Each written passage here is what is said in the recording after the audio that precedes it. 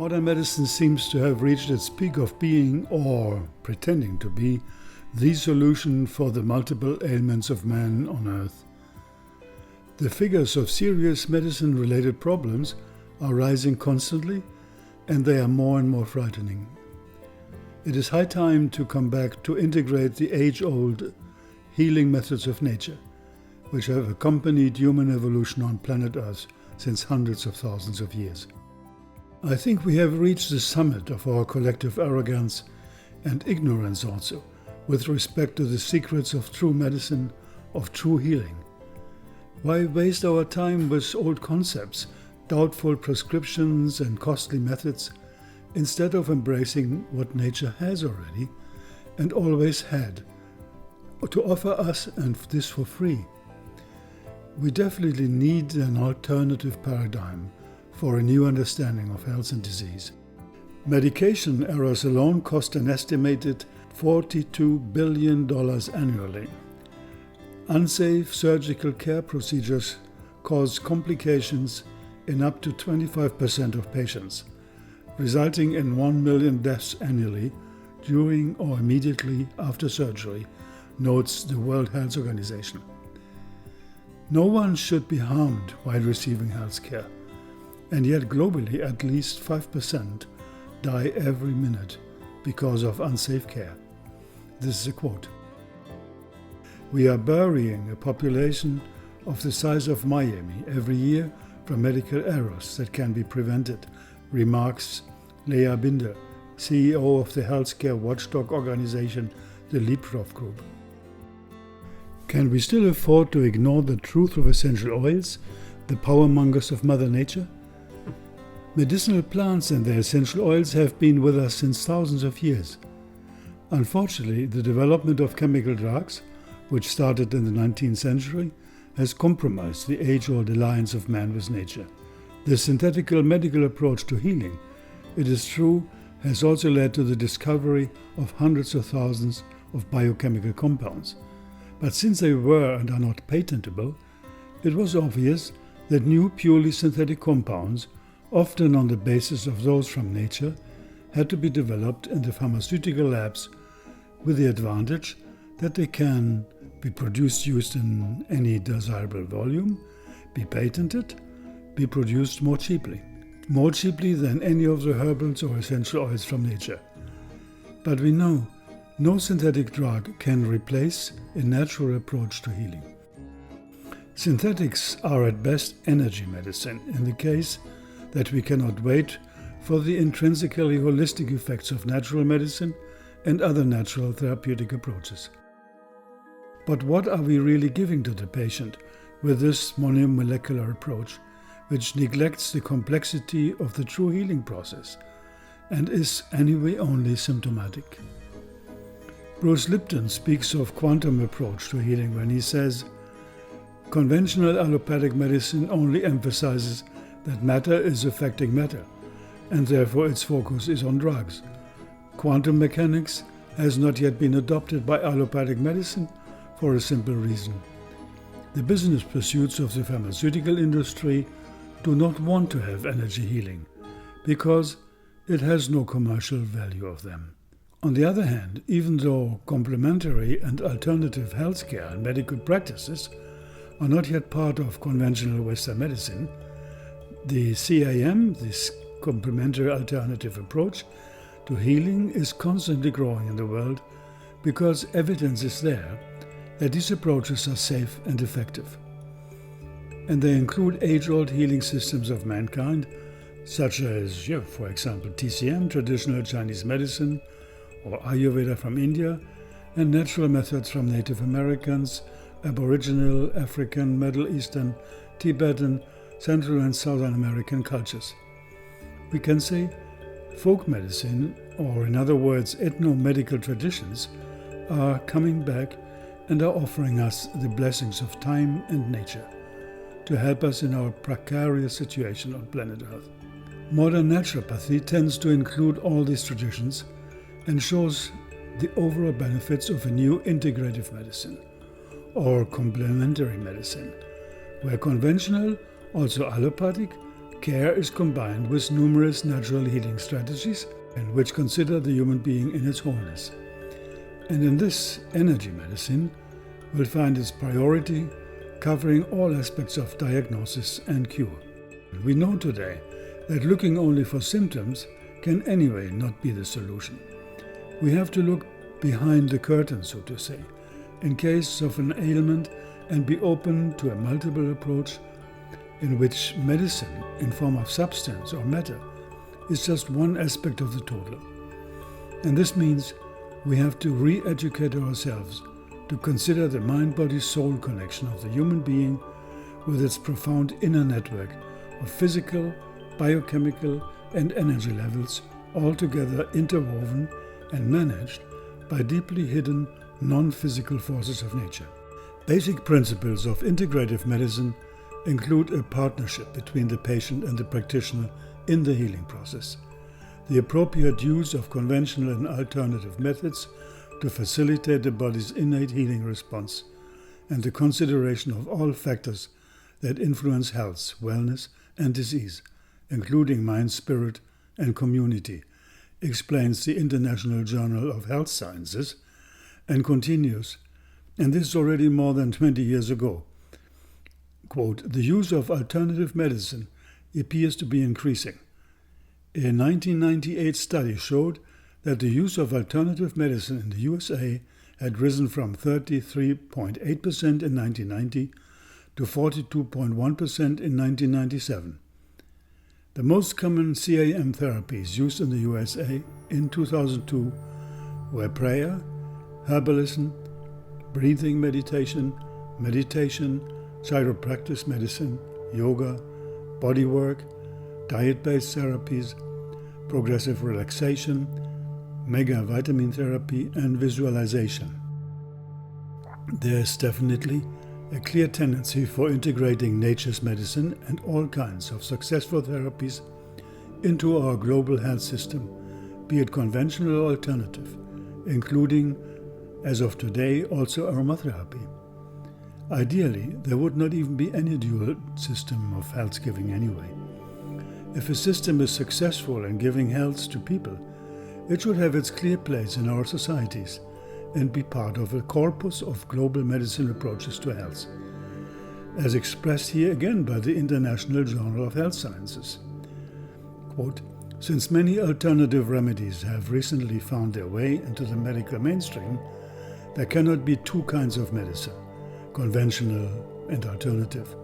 There is only medicine that has been adequately tested and medicine that has not, medicine that works and medicine that may or may not work.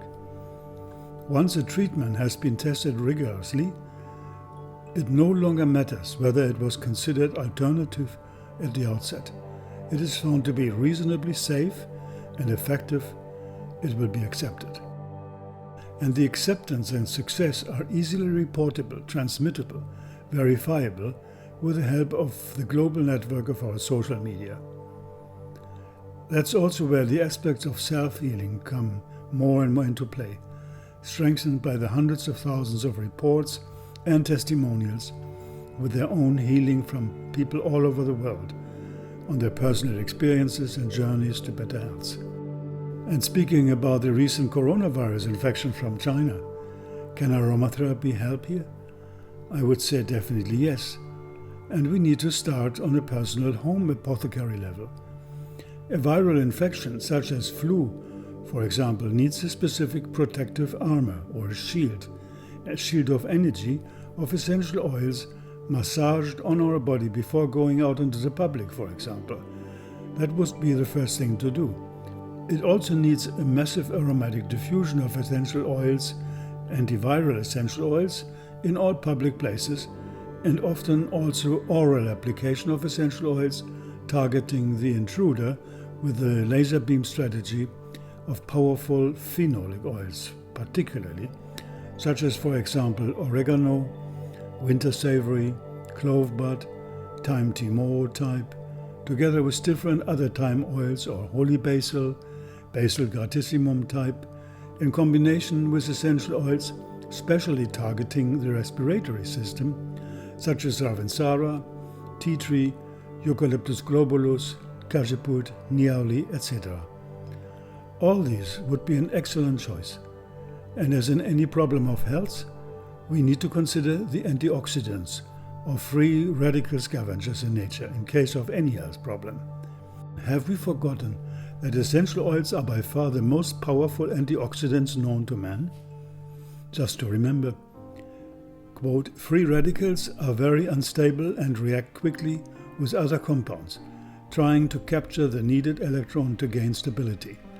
Generally, free radicals attack the nearest stable molecule, stealing its electron. When the attacked molecule loses its electron, it becomes a free radical itself, beginning a chain reaction. Once the process is started, it can cascade finally, resulting in the disruption of a living cell. And from there, of course, into disease. When scientists from the Tufts University in the US established quite a while ago a measurement scale for defining the antioxidant power of any substance, called the ORAC scale, ORAC is oxygen radical absorption capacity, they probably did not know that nature had over millions of years ago already worked with the most powerful ORAC warriors ever known to man. For example, the essential oils. Can we remember? Clovebud has an ORAC value of over 1 million, precisely 1,078,700. This is roughly 4 times more than the strongest known antioxidant fruit in nature, namely goji berry. And myrrh essential oil has an ORAC value of 379,800 and coriander oil 298,300.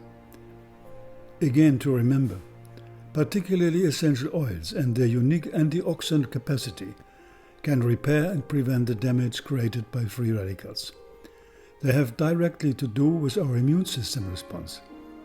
That does not mean, of course, that we do not need to protect ourselves intelligently from the exposure to harmful elements attacking our system. But if we have opened ourselves to any outer dangerous intruders and want to get intact, energetic, and vibrant again, we need to strengthen the host first, and that is ourselves. As in this context, Louis Pasteur, famous French immunologist of the 19th century, when he said on his deathbed, "Bernard was right. The germ is nothing, the host is everything." With this in mind, we may want to manage any attack by first strengthening ourselves with the help of the most powerful revitalizing agents of nature, which are the medicinal plants with their essential oils. Due to their rich biochemical profile, essential oils are multifunctional. It is this aspect of aromatherapy which makes essential oils so polyvalent and makes them so different from the monomolecular approach of modern pharma drugs. Rose oil, for example, contains up to 500 different compounds. Lavender oil, not much less. Any of them we want in medical aromatherapy. Any of them has been either created in the plant or emerged during distillation, and we trust that nature knows best why and how. The complexity of this intrinsic balance of all compounds defines the special healing effects of the plant or its oil.